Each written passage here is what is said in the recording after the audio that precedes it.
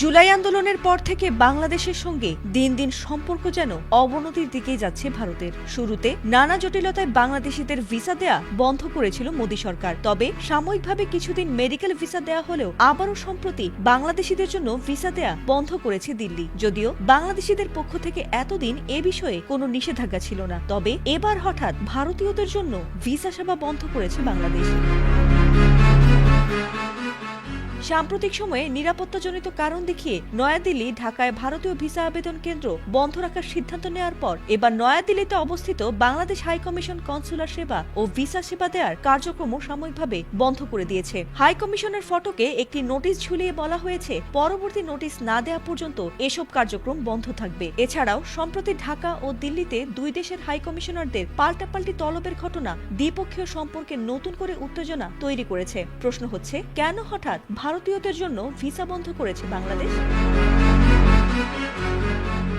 গত শনিবার রাতে দিল্লিতে বাংলাদেশ হাইকমিশনের সামনে বিক্ষোভ হয়েছে, যা দুদেশের সম্পর্কে নতুন করে উত্তেজনা বাড়িয়েছে বলে মনে করা হচ্ছে। এছাড়া সোমবার সংখ্যালঘুদের নির্যাতনের অভিযোগ তুলে পশ্চিমবঙ্গের শিলিগুড়িতে বাংলাদেশের ভিসা কেন্দ্রে হামলা করেছে হিন্দুত্ববাদী তিনটি সংগঠন।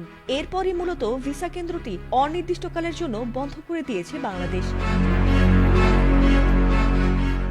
সম্প্রতি ময়মনসিংহে পোশাক কারখানার শ্রমিক দীপু চন্দ্র দাসের নির্মম হত্যাকাণ্ডকে বাংলাদেশের সংখ্যালঘু নির্যাতন হিসেবে দেখাতে চাইছে ভারত, আর সেই প্রসঙ্গকে সংখ্যালঘু নির্যাতন বলে উল্লেখ করে গত রোববার বিবৃতি দিয়েছিল ভারতের পররাষ্ট্র মন্ত্রণালয়। তাই সোমবার এই অভিযোগ তুলে শিলিগুড়ি, কলকাতা ও গুয়াহাটিতে বিক্ষোভ এবং মুম্বাইয়ে সংবাদ সম্মেলন করেছে হিন্দুত্ববাদী কয়েকটি সংগঠনও। এরপর মঙ্গলবার দিল্লিতে বাংলাদেশ হাইকমিশন ও মুম্বাইয়ে বাংলাদেশ উপ হাইকমিশনের কাছে বিক্ষোভ আন্দোলন করেছে হিন্দুত্ববাদী সংগঠন বিশ্ব হিন্দু পরিষদ। আর এমন প্রেক্ষাপটে ঢাকা দিল্লি দ্বিপক্ষীয় সম্পর্ক নতুন করে সংকটের মুখে পড়ছে বলে মনে করছেন বিশ্লেষকরা।